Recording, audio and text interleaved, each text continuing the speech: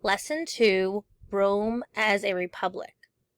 Early Rome had two classes of people, the patricians, who were wealthy landowners, and the plebeians, who were poor. At first, plebeians did not share equal rights with the patricians. Eventually, they won the right to take part in the Roman government. Plebeians elected officials called tribunes to represent them in the government.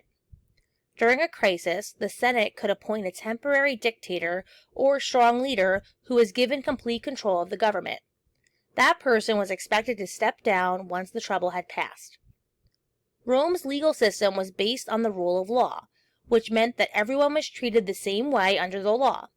Roman citizens were also expected to fulfill their civic duty or help their country. Rome fought 3 wars with Carthage, Rome's main rival for control of the Mediterranean region. These wars were called the Punic Wars. In 146 BC, Rome defeated Carthage and made it a province, or regional district under Rome's control.